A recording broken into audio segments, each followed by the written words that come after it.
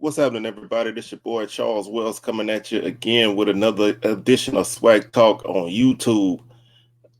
We're gonna do a little bit of talking about the spring 2021 season. Nothing really organized, just a bunch of random thoughts that I had on the season. But before we get into that, let's go ahead and check out the socials down in the description below. Facebook.com/SWACtalk, Twitter.com/SWACtalk76, Instagram.com/SWACtalk, and SWACtalk76@gmail.com is the email address.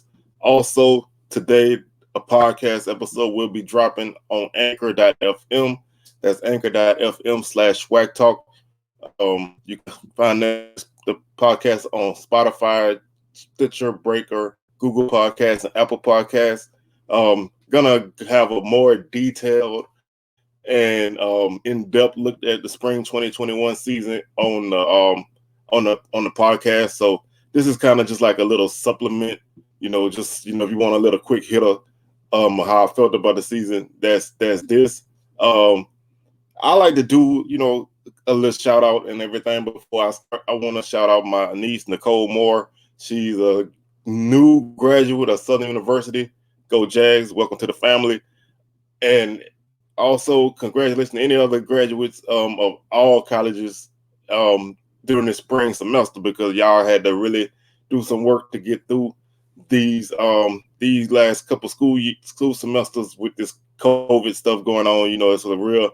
Takes a real dedication to get through school when you're doing a lot of stuff virtually and you don't know how and when you're going back to class or if you're going back to class. So congratulations to everybody on that. So let's hop into the spring season, man. This is gonna not be very long.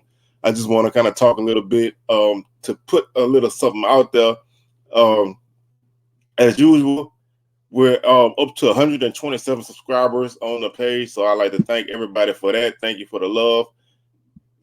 If we can get to 130, that would be on point. If you haven't subscribed yet, go ahead and do so.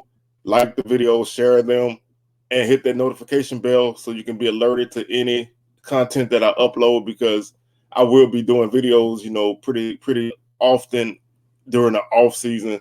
So keep a tab on that. And like I said, I have my Swag Talk Time Machine project that I'm rolling out every week, one episode a week. So keep an eye on that. That's been going pretty good. I'd like to thank everybody for checking that out. But the spring 2021 season was quite interesting, to say the least. As we all know, the fall 2020 season did not take place, so they decided to play in the spring along with a few other FCS conferences. So FCS had the spring to themselves, no big boys, no FBS, no anything like that. So other than like in the middle portion of the season when people were playing their spring games after spring practice. But the spring season kind of got off to a bang, so to speak, when Alcorn decided to opt out of the entire season, and the league decided to make them have forfeits for all 6 of their games, and they awarded a couple home games to teams who lost home games to Alcorn in the spring. So now they have home games against Alcorn in the fall. And that kind of turned everything all upside down right from the start, because Alcorn was pretty much selected to be the champ. They went through the day and everything, so that was like a shock that they decided not to play. But that changed a lot of things. That automatically took one game off a lot of team schedules. So some teams were playing 5 games. Jackson State actually ended up playing 7 games, where they had 7 games scheduled. They didn't play all of them for various reasons, but 6 games was supposed to be the thing, and the divisions remain the same. The East and West Division champs would meet, and the season got off to an inauspicious start. Well, I guess you could say a little bit later. Jackson State obviously opened up their season defeating Edward Waters, and then the next week, Southern and Alabama State were the only game to take place on that week. Texas Southern game against UAPB got canceled. Gramblin's game got canceled. And so, I think Jackson State game also got canceled. So every game other than that Alabama State Southern game was knocked off the schedule. And that would be the theme of the season, every week, would this team be playing? Prairie View had a COVID issue, Valley had a COVID issue, Grambling had a COVID issue. They missed, multiple games. Alabama A&M played against South Carolina State to open their season up, but then they didn't play again until April because, games that they had scheduled against other teams were postponed and then outright canceled. Texas Southern only played 2 games on the season. They played Prairie View and then they played Southern, and then they didn't play again at all this season. Prairie View played 3 games, and so that that made for an off balance type of season. But Pine Bluff and Alabama and them made it through that. They navigated the terrain and did what they had to do. Neither one of those teams had a stoppage of their own, so they both were able to make it through and survive and play in the SWAC championship, which we know Alabama A&M won. But the season was definitely a weird kind of thing. Number one, it's weird watching football in the springtime, real competitive football. But it was a good thing. It kind of gave guys opportunity to get some reps who would not have, who would not have been playing right now. Teams and coaches who would be developing guys in the fall. They've had the opportunity to develop those guys in the spring. And, we've seen a couple guys break out. We've seen a couple guys get even better than what they were before. And it also allowed the SWAC to get some national attention. You have a guy like Story Jackson from Prairie View who made second team All-American in only 3 games because, he was like a tackling machine. So to make All-American in 3 games is just crazy. So, he definitely stepped up and boosted his worth. A guy like Jordan Lewis from Southern, who won every FCS National Defensive Player of the Year award that you could win. He made 1 first team All-American. He made second team in the AP All-American. That's a name that obviously he's a name that people knew already to an extent, but, a 10.5 sack season in 5 games is definitely going to, open some eyes to people. Akil Glass is now the quarterback of the SWAC. You hear people who don't even know a lot about SWAC football. They're speaking his name. They're putting him into the NFL conversation for being drafted, which I definitely agree with. I said back 2019 that Akil Glass was the best quarterback in the SWAC. So I've always enjoyed the game, but people are starting to witness that. You're seeing guys, who didn't really play, like Dalen Baldwin from Jackson State, really step up. A guy like Santee Marshall from Jackson State came out of nowhere, had a 150-yard game against A&M. People got to see those Alabama A&M receivers put on a show. Ryan Nettles from Alabama State, really put his name in the mix of up-and-coming SWAC quarterbacks. Pine Bluff came from horrible in 2018 to okay in 2019 to West Division champs in 2021. So that's another thing. You're watching teams kind of put things together and grow. You're seeing a team like Valley still being competitive, week in and week out, maybe not for 4 quarters, but they're getting there.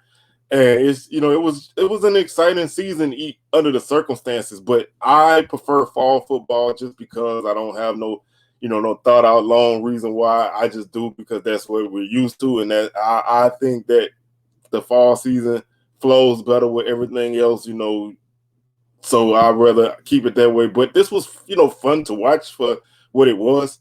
But, this fall is going to be probably, to me, the most important season in the SWAC in years. I'm not going to go too deep in that because I'm really talking about spring, but the addition of FAMU and Bethune-Cookman and Alcorn returning, and Jackson State is building a team big time. They're loading up on recruits. They just got another commitment yesterday from a 4-star guy who was committed to Tennessee, but they let him out his letter of intent. They're getting guys. They're building up Alcorns. Over down the reservation, doing some things. A&M is still, they're ready to prove that they belong. Prairie View is coming up, especially that defense. Oh my God, it's so nasty. Southern, they're in transition with the coaching, the head coach position, but the team itself has a ton of guys, and they have a few guys who didn't get to play in the spring because they transferred in the fall. So there's a lot of talent in this league, and I think this is going to be the first year that a lot of eyes are going to be on this league, outside eyes. So people are starting to kind of take notice, and with the whole no HBCU players getting drafted in the draft this year, that's bringing more attention to what the SWAC is doing. So it's important that these teams take advantage of this fall and do what they have to do, in non-conference especially. So the spring season was, honestly, I think it was a success. The SWAC was the first league in FCS to decide that they were going to play in the spring, so they kind of trailblazed that, and they ended up with a lot of games on TV. ESPN, showed a lot of love to the SWAC. Jackson State got 2 major ESPN games. Southern and Alabama ain't able to benefit from that. Southern had a game on ESPN U against Alabama State. Southern and Ground and Bayou Classic on NBC Sports as usual. So there are national football games that have been showed, and I think even without the atmosphere of the spring, the games still were very, they were good as the season started going along. The first couple games of the season were kind of herky-jerky, but I thought that as the season went along, it started to feel more just like a football season, other than the fact that you wasn't sure who was going to play week in and week out. But I thought that everything was handled fairly well. I did have some questions about how at the end of the season, how they were going to handle some things, but none of those issues arose because Pine Bluff and A&M both went undefeated, so there was no other thing needed to be done to determine a division race. So I thought that this was just a great season, and like I said, there's a lot of attention on SWAC football right now. So I think it's important that everybody take this by the reins and build on this. So I'm not, like I said, I wasn't gonna really talk very long on this. Like I said, if you want a more detailed and in-depth SWAC 2021 recap, then you're gonna have to head over to the podcast where I get it in pretty deep. Pause. But that's how I feel about the season right now. So with that being said, I'm Charles Wells, aka C Wells. You see that right there on the screen. If you let me know in the comments, man, what your thoughts are on the season, and did you enjoy the season? How did your team season go? Did it go the way you wanted it to go? Or what? And what your expectations are for the fall. So with that being said, I'm gonna hop on up out of here and hop on the podcast and do that thing. So I holler at y'all on Wednesday as we have another edition of the SWACtalk Time Machine coming at you on YouTube.